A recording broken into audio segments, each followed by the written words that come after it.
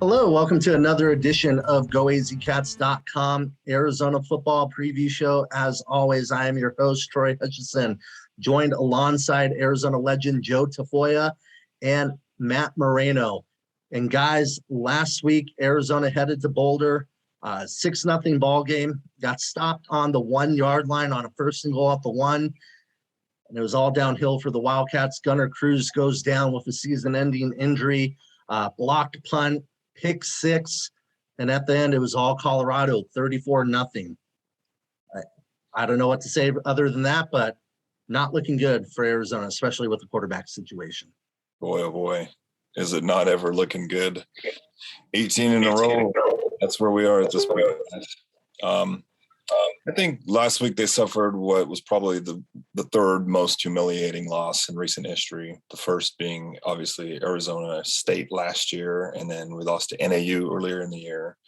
But when you look at this game, last week we had a guest, and his name was Justin Guerrero, who's a beat writer for Colorado. And he specifically said that quarterback Brendan Lewis was not the answer, and they had no confidence in him. He's been following this team all year long. And he looked like Drew Brees playing against the junior varsity practice squad. 248 yards passing, 2 touchdowns. They were moving the ball up and down the field, especially after the half. The other part of it that was disappointing in a strange way was how vibrant the atmosphere in Boulder, Colorado was. I don't know if you guys saw how packed that stadium was, but it was incredible. And that showed me what a real college atmosphere looks like. And to me, this is a punch in the gut, because despite how hard we try, we cannot fill the stadium with fans to be excited about what's going on at U of A. You know, it was packed and it was exciting, and they really showed what a real college atmosphere looks like. So I was really disappointed with that. Not to mention we laid a goose egg on offense. We're down to our third quarterback. I mean, where do you go from here? It's tough to even talk about anymore. I mean, we've all been dogpiling so much. Where do you go, Matt?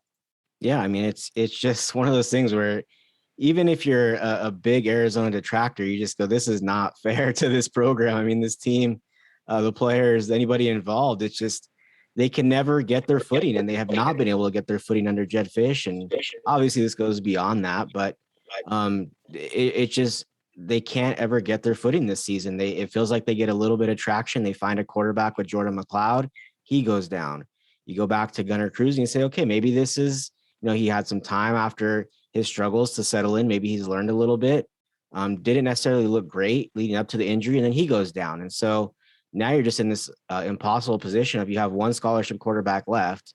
You have 6 games to play. It's not like you have 1 or 2 games left, and then, it's the end of the season. You could say regroup and kind of figure things out during the off season. You have half a season to play, some difficult games coming up as well. And so just a horrible spot for Arizona to be in. It doesn't feel fair to this team and these players, but it's the reality, and it's something they're going to have to continue to work through. Now they turn to Will Plummer, and now the hope is that, hey, he's figured things out since that NAU game when he, last made his previous start, and it's just been kind of a debacle for Jedd Fisch, and a lot of what's happened has been out of his hands, and so it's just, to me, the big thing is that they could just never find their footing this season, and it just continues to pile up with losses. And I mean, I don't necessarily know that I could blame the fans. I mean, it hasn't been a great product out on the field, but I think you look at Colorado, and they had 1 win come into that game, and they're able to have either a sellout or close to a sellout.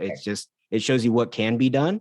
Right. And so it is an interesting comparison when you look at the talent and the type of team they had this season versus what Arizona has. It's not that far off, and yet they're able to kind of do things completely differently out there. Yeah, and they really put it on us. I mean, 34 points, 28 of those came in the second half of the game. If I'm going back and I look at what we talked about last week, boys, my keys to victory, one of the things that I said early on was that we needed to finish. You got to finish plays, finish drives, and find a way to finish the game. And we didn't do any of those things. I mean, we were 3 for 15 on third downs, no touchdowns, 2 turnovers, and 28 points in the second half. To me, where I really struggle is I'm watching this team play, and I'm wanting to see someone really step up, and I'm wanting to see like a leader emerge. And if not for the single bright spot on this team, which is Stan Berryhill, I just don't see anything else. I mean, we had Jalen John emerge. You know, what's interesting is that during the NAU game, I sent Troy a text. You remember that? And I said, what happened to Jalen John? This guy rips off a 15-yard run. He's got 5 carries for 37 yards. And then all of a sudden he's gone. He gets like 3 snaps in Oregon. They don't play him again until this last week. I feel like, you know, at this point, every single position, with the exception of maybe the X receiver, Stan, and maybe the left guard, should be open competition. I think the overarching theme to me of this season has been missed opportunities. And I felt like we saw kind of a microcosm of the season in the first and goal situation where they had opportunities to get in the end zone. It was a close game at that point. Felt very much like Arizona could take control if they got in the end zone and were able to score, and they didn't do that. Troy, what were your thoughts on just that situation? Yeah, I think that's the key to this whole game for Arizona. You get on the 1-yard line, and I believe the first play was an up the middle play to Gunnar Cruz, couldn't get in. You go around the outside to Jalen John. Mind you, you're on the 1-yard line in shotgun formation. You can't get in, and then an incompleted pass. So I think it's a microcosm of Arizona's season right there. Is you're 1 yard short of achieving your goal, and you can't get in. But I also look at play calling in that situation. You have Drake Anderson, who eventually did lead the game with an injury. You have Stevie Rocker, who's another power back. You have Jalen John, who got you in that situation. You have Clay Markoff, a fullback, who had a catch and some nice blocks in that game. And you're not lining up in the goal line and just punching it right through their throat. I mean, at some point in time, it's time to stop being cute and just get in the end zone. And when you can't get that 1 yard, and it's not only that play, but we've seen it all season, there's been some play calling decisions that leave me speechless. You're moving the ball with momentum, and you run a jet sweep for a negative 2 yard loss, knowing you don't have the blocking up front to execute those jet sweeps. You're doing some sort of trick play, but to me, it goes back to simplifying everything. Football is a pretty simple game. If you dominate the line of scrimmage, you're going to win. And being able to do that. So just go back to the basics. Enough with the trickery, enough with the cuteness of the offense, because you don't have the luxury of that right now. I heard you allude to it a couple of times, Troy, but the coaching, and you're not left with a whole lot when you take this team over. The team wasn't in good shape to begin with, but you still, you know, you are what you are. You have what you have. A good archer doesn't blame his arrows. What is going on? What can Jedd Fisch be doing differently at this point in the season? If we're missing opportunities like that, what are some criticisms? What are some things that he can be doing differently? Either one of you guys. Personally, for me, again, it's just knowing what's working. You talked about Jalen John in that NAU game, 5 carries, 37 yards. He's gone. You're getting in another back. Oregon, the first play, and I know it was a horrible pick. Usually that doesn't happen on that play, but you throw an opening screen pass to the running back and it gets picked off. In the game, you dominated the line of scrimmage. So you had a good idea of what you're going to do in that game. Colorado, the goal line situation. UCLA, you get the pick right before half. You go into the locker room without taking that time out. You don't move the ball. You don't even try a long field goal. You don't try a shot to the end zone. You just go in. I think it's these little things where you just got to get out of your own way.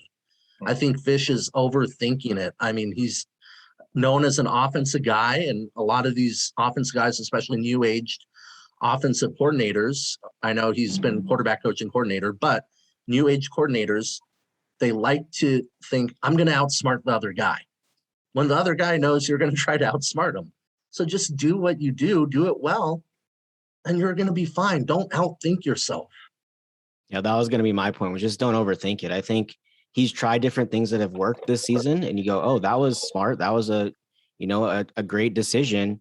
And then they come into similar situations and he doesn't do what he did before, which worked, in a few situations like that. And I don't know what the thought process is when that goes on, but I'm sure he has his reasons for why he makes a decision in one situation and doesn't in the other. But it feels like that has come up a couple of times where you go, oh, this is what they did before and it worked, and then they just do something completely different. And so I think for Arizona, it's just, and for Jed Fish, it's about making sure that he just doesn't overthink it.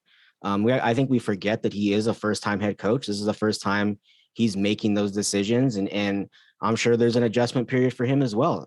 Trying to figure out, okay, now I am the one who's gonna make this decision, be the final call in this situation. Yes, he's been an offensive coordinator before, but you have the final say as the head coach. And so I think that's been a part of it as well.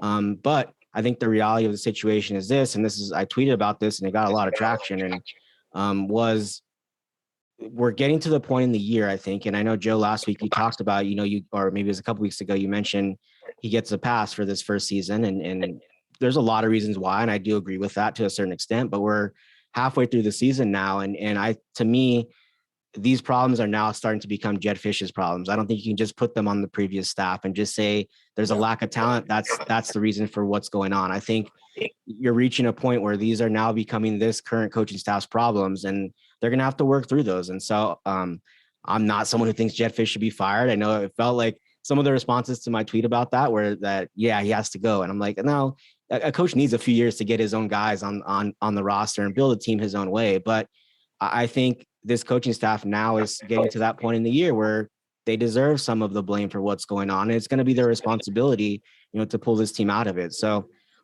it's a tough position to be in, but you look at, as Troy mentioned, the offensive side of the ball has been the weak spot. And if you look at the NCAA FBS stats and you look at the points scored this season and you say, who's number 130 out of 130 teams, Arizona's at the very bottom. They scored the fewest amount of points of any FBS program in the country. And you just can't be at that spot and try and win games. And when your head coach is also your play caller and in charge of your offense, it makes it difficult. And that's the position that Jed Fish is in. And that's the battle he has to fight right now. And I want to take, Matt. Great take. Thank you. I want to add one more thing is if he beats NAU, if they win that game, I don't think there's that much of people. There's not so many people saying it's time for him to go, because at least you got one win. I think NAU is the one where it's like you needed to win that game. There's no excuse for that. The rest of the games, it's like, okay, you're working in your players, you've had injuries and yada, yada, yada.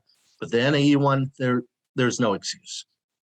Well, we're going to give him a pass this year. I mean, it was already a foregone conclusion before the season even started. We knew he was inheriting a terrible situation. I won't call the team terrible, but he was inheriting a terrible situation. I don't know where things were when he took over the reins. When he got his hands on the dashboard, there wasn't much there. So we're going to give him a pass. But to Matt's point about this team being a reflection of their head coach, every team is a reflection of their head coach. And to me, it's the small things. If you don't focus on the small things, those small things eventually become big things. And for every brand new coach, there's brand new problems. And we're starting to learn what those problems are. And it's the small mistakes. And it may just be a simple misread. It may be the wrong play call. It may be, a missed block, a misstep. Eventually, those things will get sorted out. And that takes time. It takes time with your team for them to understand, how you as an offensive coordinator want things done. But fundamentally, those things are taught at the very beginning levels. Like we need to do better in finding the right talent. And if we don't have that on our roster right now, then let's go back to what we were talking about with Jalen Johns. Feed him like he's Zeke Elliott. Give him the ball. Make him play. Michael Wiley, he's just not getting it done. I'm sorry, Michael. I don't know who you are, but you're not getting it done. Play the guys who give us the best opportunity to win the game. And that doesn't mean, by the way, I know they held open tryouts and I know they're testing sociology kids from school. Everybody wants a D1 scholarship. The answer is not there. The answer is either somewhere in a roster or it's unfound in recruiting.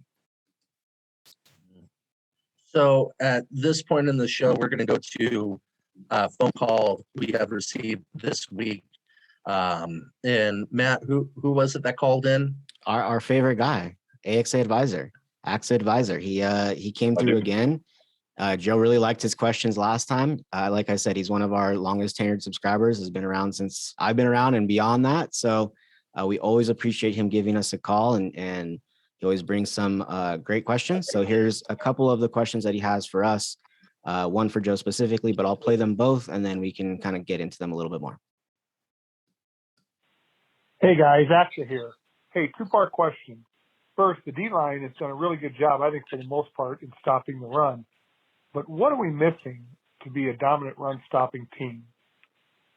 The second question is mostly for Joe. Joe, I assume you are on the alumni calls that are happening monthly, I guess. What can you tell us about the message from Coach to you guys at this point in the season, and how does the bulk of the alumni feel so far about this staff? Thank you. See, that's why I like him. He asks great questions. Yeah, we welcome those questions. Oh, When absolutely. anybody has a question in our audience, if you're listening at this point in the show, then you're really a fan. So Yeah. So the number is 520-276-5034, 520-276-5034. And that first question is a really good one, and wanted to dive into that one before Joe takes it off with the alumni question. I think Arizona's defensive line, they've been pretty good this season.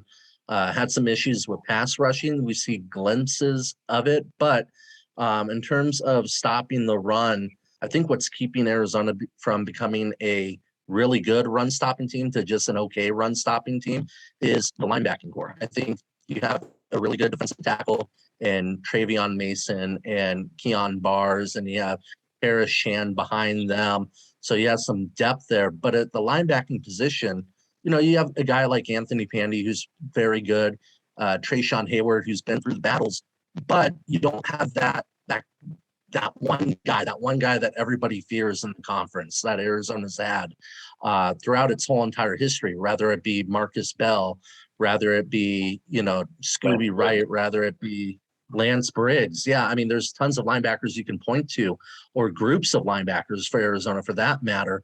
But you don't have those guys that just run downhill hard and just hit guys when they see them. Sure tacklers, because I think the linebacking core, they struggle in tackling. Don Brown mentioned it at the beginning of the season. Number of missed tackles, I think through the first two games, it was 24 missed tackles. And that's a lot of linebacking tackles. I know corners get put on one-on-one situations and there's some there, but if you get one or two for sure tacklers in the recruiting class or via transfer this offseason to add to this defense, this could be an upper echelon of the Pac-12 defense.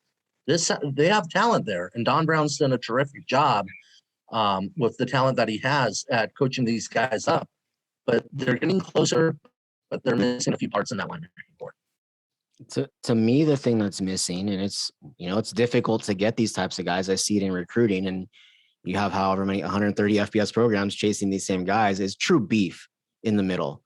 To me, they don't have those guys that can really plug up holes and just, those 340 pounders that, also have speed that everybody's chasing, the guys that play with Joe, those guys that play inside that make everyone's lives easier. Everybody is chasing those. Alabama wants those players down to the very bottom teams. Everybody wants, a big defensive lineman who has some weight and can plug up some holes, but is also fast enough to do everything else they need to do at that position. And so Arizona kind of has a couple guys who are close to that. I think Keon Bars has done a very, very good job this season in the middle. But once you go beyond that, you're talking about guys that are a little bit lighter, maybe not as tall. And they just don't have that beef that I think that every dominant run defense has, where you can lean on those big guys in the middle and say, you're going to plug up all the holes and make it difficult for them to, pick up any kind of yards. And so I don't know. Arizona's kind of been striving to get those guys ever since I've covered the team, and it's just difficult. There's so few of them. Those guys, again, they end up playing in the NFL and going on to the next level because they are so rare. Feels like Washington always has a steady routine of those guys, and You see them always show up on their defensive line. And this week, Arizona's talked about the front seven on the other side. But to me, I think along with, just having more complete linebackers, I do think they just need some more size in the middle. And it's just difficult to find. It's a tough question to answer because there could be so many different answers for this. It could be a scheme thing, a personnel thing. We don't really know. To Troy's point, though, I've played with some of the best linebackers to ever play the game. I played with Derek Brooks in Tampa Bay. I played with Brian Urlacher and Lance Briggs in Chicago. I played with Lufa Tutupu and Bobby Wagner in Seattle. And when you have a commander as your linebacker, somebody who's going to run downhill, who can cover tight ends and wide receivers, somebody who is feared in the middle, it makes you a run stuffing team. So I like that point. That was a good take by Troy. Let me answer the question from AXA. I love these questions, man. Honestly, I haven't seen Jed Fish in a long time. It's turned into the Coach Sanders huddle. These phone calls that go on biweekly are with Coach Brandon Sanders. He's keeping us abreast of, how the tone in the locker room is, the feeling, the mood. It's very well attended by the alumni. There are a lot of questions that are answered. I can't get into specifics about it. But it's been a while since I've actually seen Coach Fish. He's got his hands full with recruiting. He's got his hands full with the season and with dealing with the media. So I don't blame him. I'd like to see him here in the near future just so that we could, catch up and, ask him directly what our questions are. But that's what's going on with the alumni calls right now. They're hosted by Coach Brandon Sanders. So this week, Arizona is playing Washington Friday night. Arizona versus Washington all time. The Huskies lead the series 23-11. The first game came in 1978 with a 31-21 Washington victory.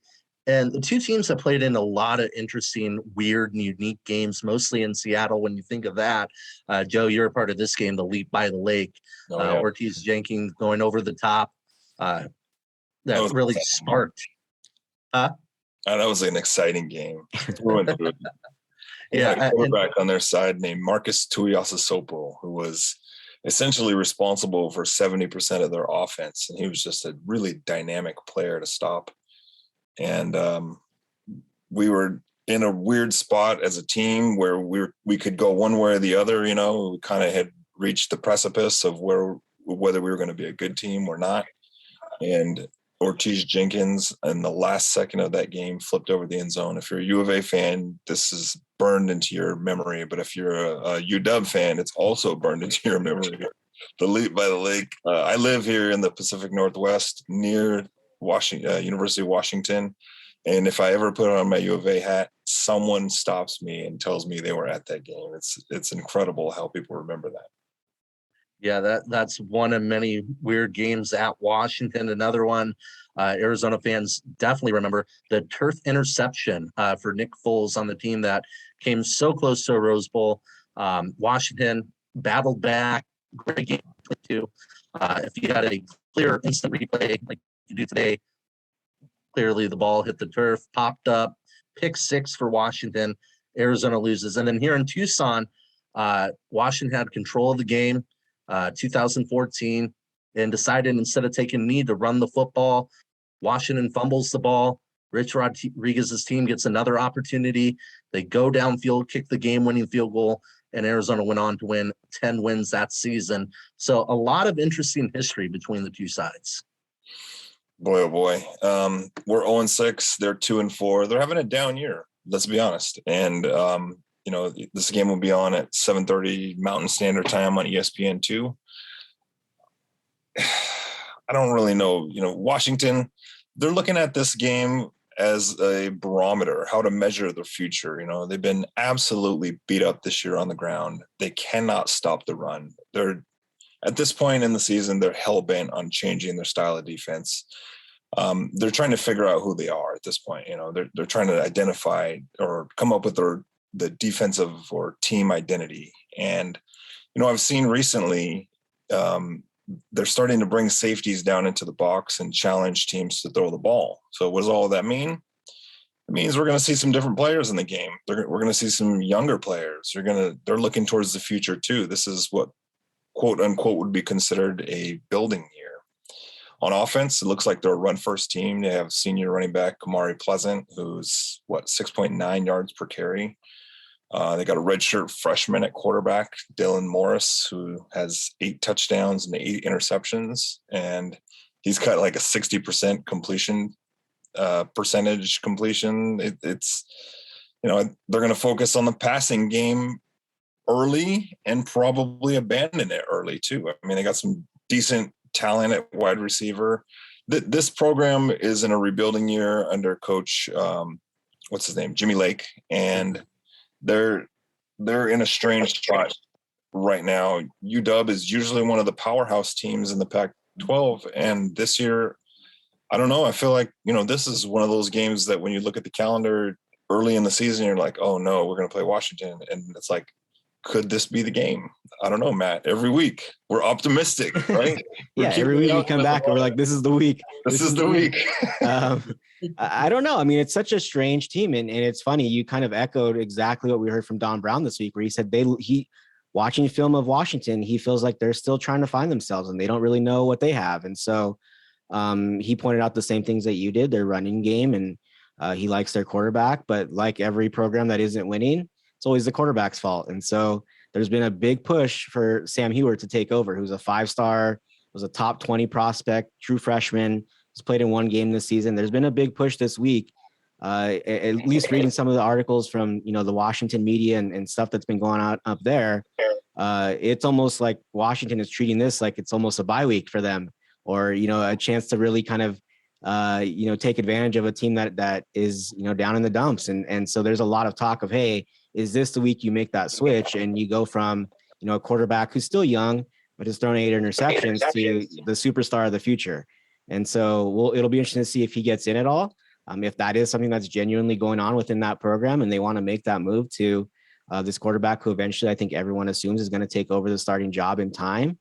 But yeah, I mean, it's a very interesting team. I think it feels like the type of team, if Arizona is going to get a win, it would get a win against a team like this who doesn't really have an identity at this point, has a lot of talent, but hasn't played up to that talent yet. Like usual, they have, guys in the secondary who are probably going to end up in the NFL. Their linebacker group is very strong, but and Don Brown mentioned this. And if you look at kind of the numbers and look at how things have gone this season, it feels like another matchup against a Colorado type of team. They're kind of in similar places, I think, in the standings in the North and the South.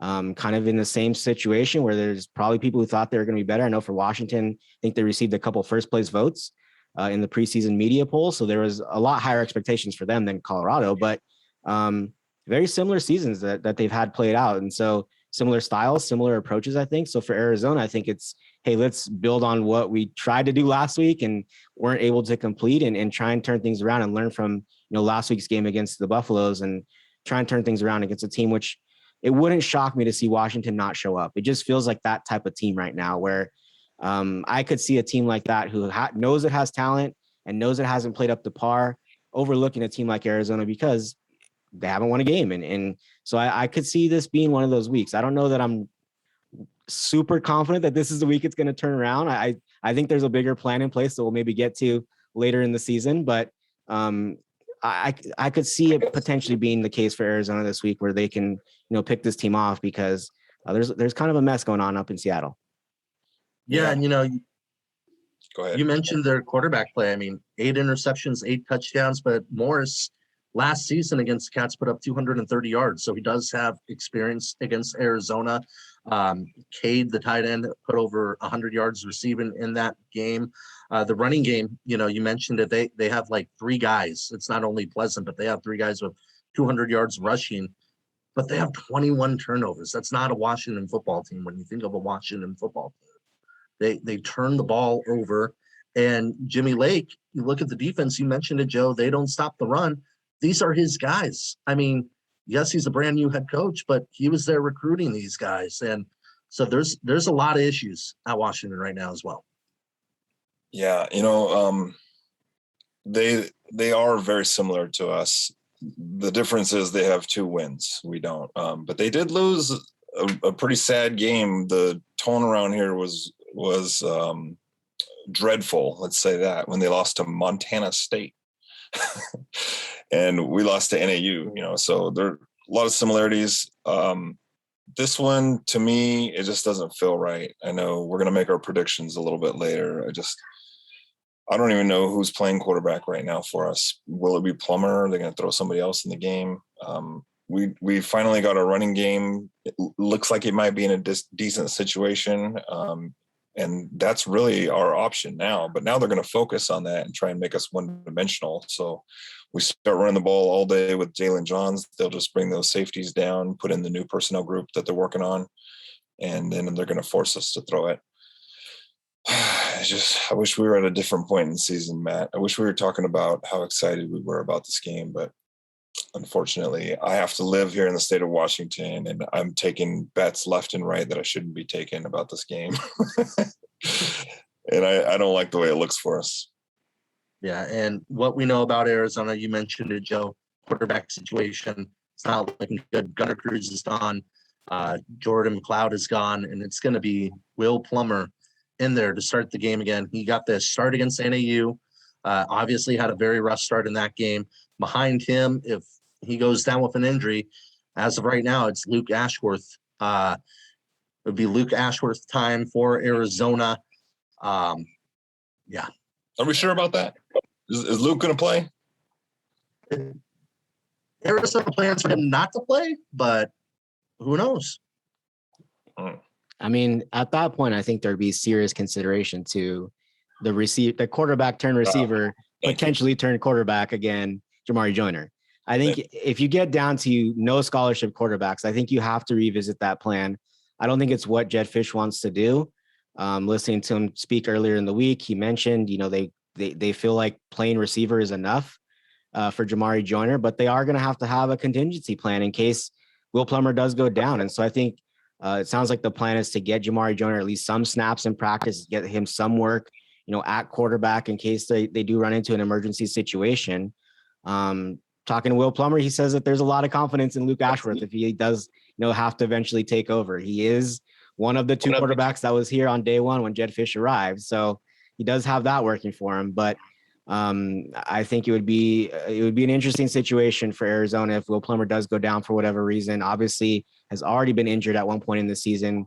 He left that NAU game after playing poorly, but he also injured his shoulder in that game and wasn't able to throw for the entire week after that. And so it's not like he hasn't been hurt before. So I think it would be an interesting situation. The fans clearly, again, everyone, when things aren't going well, you go after the quarterback. In this situation, Arizona's quarterback play has been poor. So you can go after the quarterback, but fans are starting to kind of clamor for, hey, let's see what Jamari Joyner can do as a quarterback. He has a very, very small sample size playing that position at the college level. But if you do get into a dire situation, I think that's something you have to revisit if you're Arizona. Yeah, and it may not be just a quarterback situation where Arizona is going to be lacking players. Matt, you alluded to Trayshawn Hayward will not be in for Arizona, but you had the list with you. They're going to be possibly missing a number of players that are on game time decisions. They're going to need Joe to come back. Right. Use his COVID year of eligibility. We're in worse trouble. I'll give him 3 good plays. That's it. But if I remember correctly, Keon Bars was one of those players. Drake Anderson was another one of those players. Josh Donovan, Josh McCauley, two starting offensive linemen. Yeah. So, yeah, I mean, you're talking about I think 4 or 5 starters. Yeah, I think it's closer to 6 starters. And if you're counting Drake Anderson, which he started a few games this year, I mean, that's 6 starters six players that have started games this year. Most of them multiple games that are not going to be on the field for Arizona. It's just a difficult situation. Again, like I said, even if you're a detractor of Arizona and it's a team you hate the most, it just doesn't seem fair to this group that they have to go through so much adversity. The first year of a new coach, it feels like all the chips are stacked against them, where they can't find any kind of leeway, any kind of moment of relaxation where they can kind of take a breath. It's just been kind of piling on all season long, and now you get hit with a wave of injuries, and you still have 6 games left to play. Boy, the saying goes, when it rains, it pours. It's pouring right now. But it also washes a lot of things out too. So, we're going to get to see some new players. You never know. Somebody could step up and make a play, give Jalen John the ball, and all of a sudden he runs the ball well. Give him a couple more times, he does well. One of these other guys that fill in, there's been a lot of people that have lost their job. Tom Brady took over for, I don't even remember the guy's name. He was Drew Bledsoe, right? Washington State guy. So hopefully some of the guys that are stepping in will see this as an opportunity to perform and shine. And, they're playing on the big stage. It may not be the number one stage, it's ESPN2, but still your family's going to be watching, your friends are going to be watching.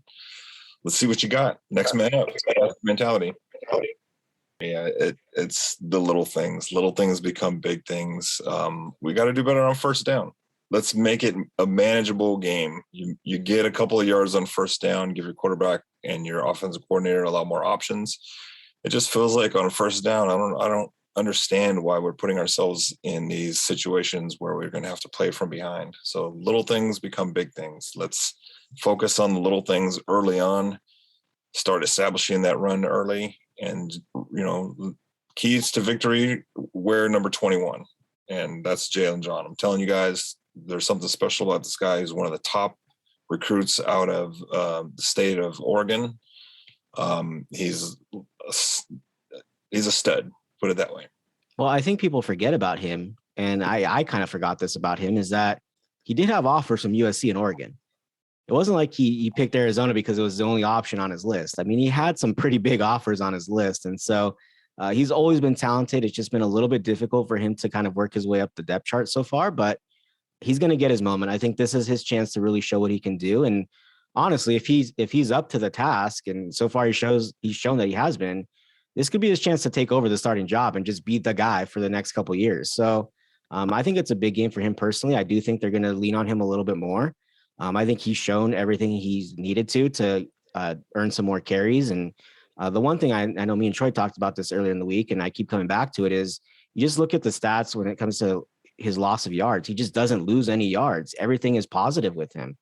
Even going back to last year when he got a chance to play a little bit, everything is positive when he touches the ball. And to me, you can't say that about, I know you can't say that about everybody on the offense. And so I think when you have someone like that who seemingly anytime he gets a touch, it's a positive play, you need to take advantage of that and get him the ball as much as possible. I think they start to move in that direction this week for sure. Yeah, and so that brings us to 3 players to watch. Joe, I'll let you start it off and say Jalen John. Super easy. Jalen John, Jamari Joyner was my other guy. Thank you for saying that because I think he's going to get in the game. They're going to try and play some Wildcats formation. I don't know if they've been practicing it this week, but they should be. I'd like to see him get a shot. Why not? And I mean, let's just pay homage one more time to my boy Stan Berryhill. I mean, it doesn't matter who's throwing the ball. Obviously, he's had how many quarterbacks throwing him the ball. He finds ways to get open. He's got a spectacular set of hands. He's on pace to set the all-time record catches.